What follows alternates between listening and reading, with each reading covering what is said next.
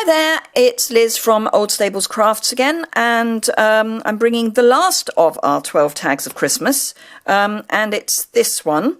I said it was going to be a bit different, and I will explain why I think it's a bit different from the ones that we've been doing. I mean, firstly, it's a very much more striking tag with the Knight of Navy background, and this actually uses a stamp set that's in the annual catalogue, the Joyful Nativity. It's quite easy to miss. I think we sort of assume that there's no Christmas items in the annual catalogue, but there are, and obviously this one therefore will be continuing into next year. Was one of the reasons I saved this one to last, because obviously it's quite annoying, I think, if you like a project and then you can't get the items to make it. The only thing that is in the seasonal catalogue is the glitter ribbon, which comes in the combo with the, I want to say, sweet sugar plum. But that could easily be changed out for another ribbon. So, but this one is still available. So as ever, I've tried to make sure that everything is still available at the point of recording. So why do I think this is different? Well, it's actually using a shadow technique, and I don't know whether you can see this. I'm going to try the autofocus and see if it works. It looks as if you can see that. So it's got shadowing behind, so there's double stamping. So I stamped it first in Knight of Navy and then in Versamark and embossed with the white embossing powder. You could use the silver as well, or instead. But that's why I think this is just a little different, and it'll show you some different techniques. So let's hope that if I do this slowly, it will stay in focus. I actually got the inspiration for this project from a demo in the US, and it's actually a chap. We don't have many chap demonstrators, but we do have a few. And it's a guy called, I'm just trying to find his name, Rick Adkins, Adkins, and he's got some interesting projects, so maybe worth having a look at his project. So anyway, let's get started. So there's some interesting techniques we're going to be looking at for that. We're going to start by cutting the tag, and as ever, measurements on my blog. There'll be a link below. So this is Knight of Navy, and I've cut quite a long piece. The minimum size you need, and you do have to be quite accurate with your stamping if you go for the minimum, is 2.5 by 5 inches, and the metric measurements need to be very precise on this. So this must be 2.5, and the metric must be, sorry for this, 6.2 centimeters this way, and then 13 minimum for the length. And the reason for that is we are using the Lots of Labels framelets, and we're using the second largest, and to get this dimension is why we need the 2.5 inches or the 6.2 centimeters. So I'm going to show you how to cut this, because you'll notice that this is longer than this. So if you're wondering how that works, we are about to find out. And this is going to be one of those frightening live on camera moments. So let's bring in the big shot. And I'm using the magnetic platform because we need to make sure that this stays in place. So I'm lining it up, and I'm going to line it up close to the edge, because I can have this and then have the cutting plate further up. We'll line up this top bit as usual, and then find the edge with the cutting blade. You'll remember that the cutting blades are on the inside of these dies, so find one of the straight edges and you can get a bit of kind of resistance. And then make sure that your cutting plate is inside, the edge of it needs to be inside the framelit, because then, with luck and a fair wind, it won't cut. So let's see if this works. Say live on camera. Fingers crossed, wish me luck.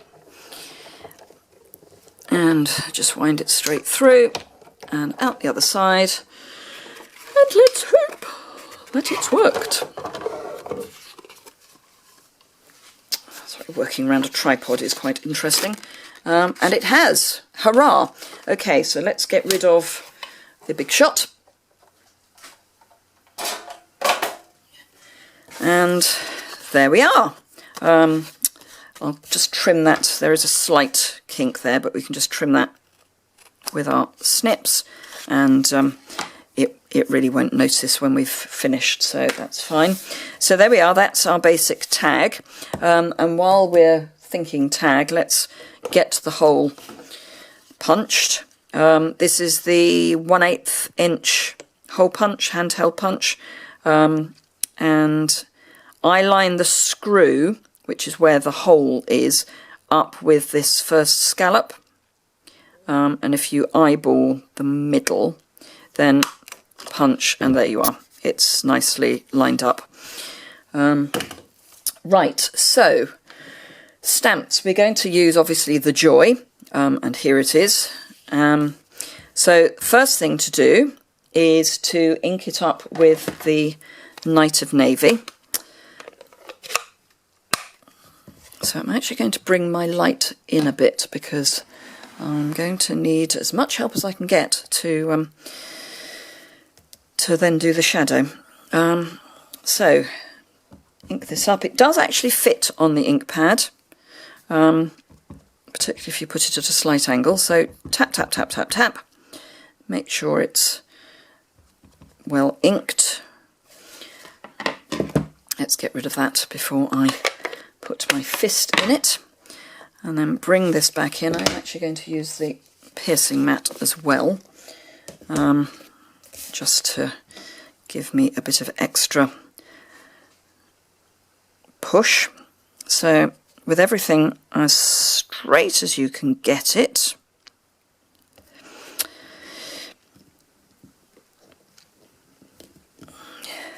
down and up. And now we're going to clean this stamp very thoroughly, because we don't really want to put navy ink on Versamark ink pad. The pad will still work perfectly well, but just won't look terribly attractive. That looks well cleaned. The cleaning pads are just brilliant. Bit of Stampin' Scrub spray, and it just brings the stamps back brilliantly clean. So what we now need to do is make sure that this ink is completely clear, dry rather, and not going to pick up any embossing powder. So be quite generous with your embossing buddy. And then bring in the Versamark,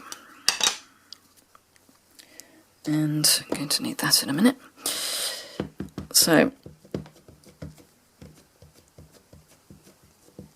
I tend to put Versamark on from the top, not always. Oh, you can't actually see me doing that, but I do tend to do it from above. Right, wish me luck. What we need to do is to not quite line this up. We want it slightly up. Now, you could use your Stamp-A-Majig for this, but because these are photopolymer, you can see through. If they weren't photopolymer, you would definitely want to use your Stamp-A-Majig. And there we are. It is slightly further offset than the previous one, but that's fine. And then we'll bring in our angel. I'm Going to need to give her a bit of a wash soon, I think, because she's not quite as sticky on her back as she was. And having said I normally use the Versamark from the back, I'm now going to go in the front. On the bigger stamps I would definitely ink up from above, but that's well inked. And then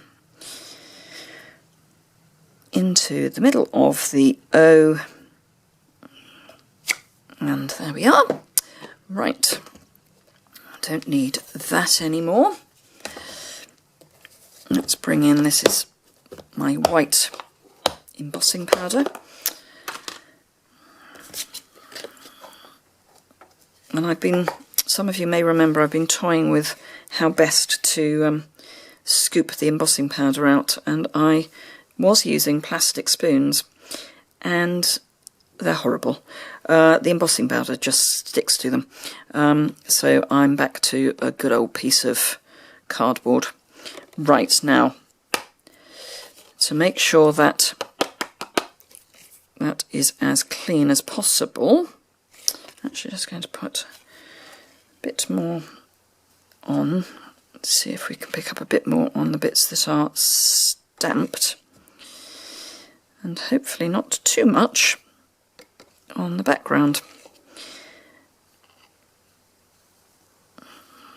To get a good covering, it is always worth having a second go. That's better. Good. Okay, let's just pop that lid back on. Okay, apologies, it's time for the heat embosser again, so if you're on high volume, now's the moment to turn it down. Just going to heat this up so that we know it's at full temperature, and this is on setting 2. And then in we go.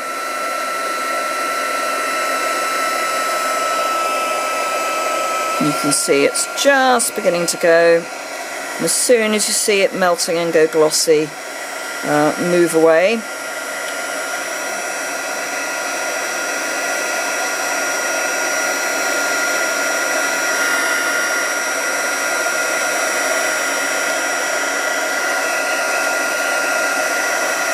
And you'll have noticed I haven't punched the end of the tag yet. A, because, as I mentioned, you want to get this stamped nicely, but also it gives you something to hold. And then if you heat from the back as well, that does help straighten the card out, because it will have warped a little bit. And then, whilst that's drying completely, I'll bring in my stamping trimmer. And remember, you've got this little, oh, look at the state of my hands, I've got blue ink everywhere. There's a little switch here that keeps this in place, so for travelling it's great. And then just unclip it, and then pop this in where you want to cut it. I think about there. I said you needed at least 5 1/4 inches, and that would really be your 5 1/4 inches. Actually, we'll come back a little bit. 2 blades. The dark one is the cutting blade. Oh, you can't see that, shall we? Let's try that again. So I've just lined this up. There's 2 blades. The dark one is the cutting blade, and the pale one is the embossing blade. Obviously, if you use this when you're trying to cut, it's not really a problem. But if you use it when you're, if you use this one when you're trying to score, not such a good idea. So just bear in mind that the dark one cuts. So there we are. Let's get rid of this. Just clip that shut again. Pop it out of the way and give this a good wipe to get the embossing buddy off. And there we are. Corner rounder. This time I am actually, well, I am still at the back. So just 1, 2. And then I debated about the ribbon. I did try the 1/8 silver ribbon, this one, first, and I didn't think it gave enough impact, which is why I went for the for the glitter ribbon. But as I say, you could use the silver ribbon if you can't get hold of this. So it does go through the hole quite nicely. Because it's a thicker ribbon, leave a longer end than you might otherwise. Then just clip the end off, and I've just knotted at the top. And that actually helps. This ribbon doesn't fray badly, but it does fray a little bit, so tying it at the end means you're going to get less fraying. And there we are. If it is still a bit bent, you can easily straighten that out. So there's the original, there's the new one, and you can see they're both, well, I say you can see, let's see, you should hopefully be able to see the shadow, which I think is a really lovely effect. I was so pleased I found that. So there you go. The last of our 12 tags of Christmas. And what I thought might be quite fun is just to bring back in our 12 tags so that we can have a look at them. So this was yesterday. They're not going to be in order, they're just in a pile on my desk. This I think was the first one we did. It was certainly one of the early ones, as was that. So I'm just stretching to my little pile to make sure I get them all. It's this one, our little Eskimo, which I've got both bits of that. This one was a fairly early one. Our wedding bells. This one's carrying over, but not as a bundle, but the stamp set and the punch is carrying over. This one, and I think this is the... Oh no, we've got one more. So this was one of the early ones, and this was more recently. So there we are. 12 tags, she says. Let's count, shall we? 1, 2, 3, 4, 5, 6, 7, 8, 9, 10, 11. I've missed a tag. Which one have I missed? Or have I just not counted correctly? Ooh, so does that mean I've actually got another project to do? Or have I just lost one of the tags?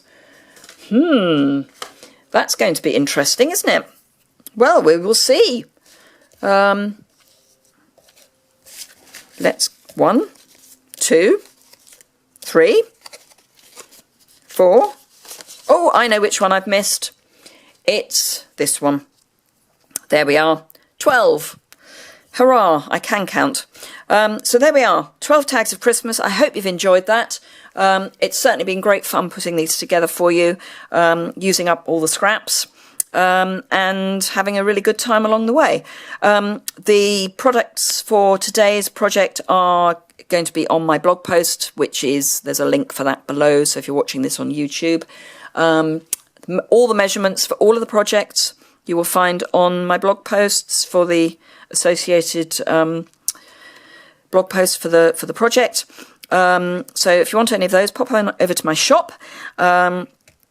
If you do go over to the shop, it's worth having a look at my blog before you do, because if you use the hostess code, if your order is over £20 but under £150, that's excluding the postage and packing, then if you use the hostess code, you get an additional gift from me, kind of in the middle of the following month. Depending on how many people have used that code, depends on exactly what it'll be. But if you use the hostess code, then you will get an extra little gift from me. If you order, every month you order, you will get a thank you card, regardless of how large or small your order is. I really do appreciate your custom. So if you want any of these products, you know what to do. If you like the video, again, you know what to do. Thumbs up. And if you want to see future projects, and I will be doing some more in the next few days, I'll be taking a break for a couple of days, and then I'll be doing some more. Then subscribe to the channel, and I will look forward to seeing you again. Have a great Christmas if I don't see you before then. I hope you have a really nice time, and that you also have a good new year. And I will see you with some more fun very soon. Thank you very much.